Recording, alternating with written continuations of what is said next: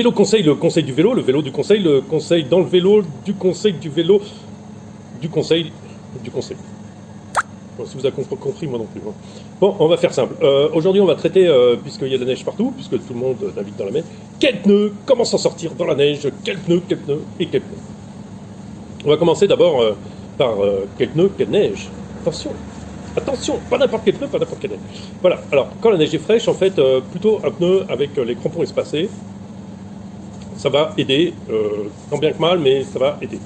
Plutôt large, je dirais pas forcément, mais en fait la largeur du pneu va donner la stabilité. De toute façon, dans ces conditions, on a un rendement de chiotte, donc il ne faut pas s'attendre à des performances exceptionnelles. Avoir vraiment de l'énorme comme du fat bike, éventuellement, mais oui, éventuellement, voilà, ce sera encore la basse pression et le pneu ultra large serait la solution. Mais en fait, il faut savoir que sur la neige que nous avons à Prague, c'est-à-dire qu'il a neigé la semaine dernière et maintenant il a gelé tout le week-end, donc et il y a du soleil. Donc en fait, on se trouve avec quoi? Avec du moins 10, une espèce de neige assez gelée, avec en surface cette espèce de neige qui ressemble plus à de la semoule qu'à de la neige. Alors dans ces cas-là, qu'est-ce qui marche? Qu'est-ce qui marche? En fait, je dirais même presque les pneus été. Vous mettez les pneus ballons. Donc on a été surtout sur des pneus été, genre le Python de Hutchinson, enfin une structure assez serrée. Ça passe très bien, il n'y a aucun souci. Ce qui mettait peut-être un peu moins de pression que d'habitude, hein, autour de 2 bars, ça suffit largement pour avoir un peu de stabilité. Après, il va falloir s'asseoir un peu plus en arrière. Donc il va falloir augmenter soit la hauteur du guidon un peu pour baisser la selle, enfin légèrement décaler en arrière pour avoir une meilleure stabilité et pour pouvoir compenser un peu si ça glisse à gauche, à droite. Pas de souci. Alors n'ayez aucune crainte. En vélo, vous avez les pneus ont une meilleure accroche que vos semelles de chaussures. Pourquoi? Parce que vos semelles de chaussures, elles sont plates. Elles sont plates, bon, même si elles ont des picots. Qu'est-ce qui se passe quand vous marchez? Vous écrasez et vous stockez la neige dessous. Un pneu ne marche pas du tout comme ça. Un pneu, ça va couper, ça va rentrer dedans. Ça va rentrer dedans. Soit si ça reste en surface, c'est beaucoup plus malléable, beaucoup plus souple. Ça va plutôt s'écarter et travailler beaucoup mieux qu'une semelle de chaussure. C'est pour ça que souvent les gens qui ne sont pas habitués à faire du vélo ont l'impression, comme à pied ça glisse, en vélo ça glisse. En fait non, en vélo vous accrochez beaucoup mieux le sol et en plus les pneus sont beaucoup plus souples que les semelles de chaussures bien sûr. On s'entend sur des chaussures normales, sur les tennis ça dépend, sur les chaussures de trail ça dépend clairement. Voilà, mais la plupart des gens comparent ça au vélo où ça glisse.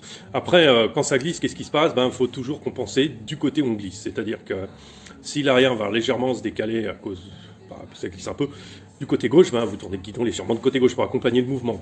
Parce que si vous allez tourner côté droite, vous allez carrément partir de l'autre côté. Après, si c'est pareil, de la même chose, côté droite, vous tournez à droite et vous compensez le mouvement. Voilà, bon, après, le gyroscope qu'on a dans la tête est beaucoup plus évolué qu'un gyroscope normal, donc vous aurez naturellement... par instinct d'équilibre, le réflexe de faire. Voilà. Après, ne stressez pas, il ne faut pas être tendu sur le vélo, il faut être complètement détendu, les bras libres. Les bras libres, libres de mouvement, soufflez, respirez profondément, calmez-vous. Pas besoin de stresser, d'être crispé, au contraire, c'est là qui amène la faute. Parce qu'on a tendance à faire ce que le vélo ne veut pas, ou contre le vélo qui ne sait pas. Avancez d'abord, comment on appelle ça? D'abord, commencez par freiner du frein arrière. Alors, freinez pas tout d'un coup, hein, bien sûr, forcément. Dès que vous glissez, vous freinez plus. Donc, vous allez freiner moins que ça freine. Il faut connaître le point de rupture du freinage. Ça, à force d'utiliser le vélo, on le sait, on le connaît. Donc, il va falloir faire du 80% à l'arrière. Et si on n'arrive pas à freiner, il va falloir compenser par l'avant. C'est comme en descente exactement, où on utilise pratiquement essentiellement l'arrière. Et quand il faut calmer le jeu, il va falloir appuyer un peu sur le devant aussi. Ça, voilà, c'est les bases du pilotage. Ce qui compte beaucoup, c'est l'équilibre là-dessus, bien sûr. Donc tout le monde n'est pas égaux là-dessus, parce que tout le monde ne s'entraîne pas de la même façon là-dessus. Après, il y a d'autres choses sur la neige. Essayez de tourner le vélo à plat, c'est-à-dire le vélo bien à l'horizontale. Dès que vous allez mettre sur le quart, il va éjecter. Donc ça, c'est évident, c'est la base. Essayez de pas du tout aller sur le quart, ou très peu aller sur le quart. Allez, faites des grandes courbes plutôt que des virages serrés, voilà, pour pas justement vous mettre un défaut là-dessus. Parce qu'à partir du moment où vous avez trop couché le vélo, il va partir direct. Hein. Et là, vous aurez obligé de poser le pied ou vous cassez la figure. Voilà, il y a quelques normes, mais sinon c'est pas plus dangereux que ça, c'est pas plus agressif que ça. C'est pas parce qu'on est sur la neige que ça glisse beaucoup, c'est pas vrai. Après, on va parler d'autre chose, c'est la glace. Attention, la glace c'est pas pareil. La glace déjà c'est rare de trouver un miroir. Hormis les lacs gelés, en fait on va trouver quelque part des endroits où c'est des miroirs, mais c'est quand même assez rare. C'est pas... La seule chose qui va marcher sur un miroir, ce sont les pneus cloutés. Je crois que c'est Schwalbe essentiellement qui en fait. Peut-être Kenda aussi en a. qui sont homologués pour le bitume, c'est-à-dire que les crampons se rentrent dans, dans le pneu. En fait, il y a une espèce de... Les picots, ils ressortent en métal, ils ressortent et ils rentrent, pour qu'ils soient homologués sur les routes. Sinon, ils ne sont pas homologués sur les routes. Si vous mettez un truc maison, c'est pour homologuer sur le bitume. C'est pas le droit de rouler avec ça. Le truc, ça marche très bien sur la glace, mais ça va pas aider plus que ça sur la neige. Ça va surtout être très lourd à emmener, parce que c'est des pneus très lourds, hein, qui font plus du kilo, et c'est très pénalisant, un pneu très lourd. Voilà. C'est plus pénalisant qu'en fait avoir une structure normale.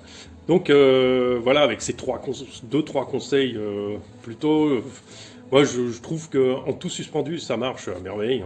Sur la neige, c'est vraiment ce qui est de mieux, parce qu'on garde toujours un bon contrôle, on a toujours, dès que ça glisse, on a quelque chose de linéaire, c'est pas plus l'avant, plus l'arrière, c'est toujours les deux en même temps, c'est toujours très facilement récupérable, donc je préfère le tout suspendu là-dedans. Après, c'est clair qu'on va moins vite en tout suspendu, mais bon, ça c'est un autre problème. Voilà, c'était le conseil de vélo conseil. Eh bien écoutez, sur ce, bonne journée, en espérant vous avoir aidé et apporter une petite touche dans ce grand monde de YouTube et de la neige. À bientôt.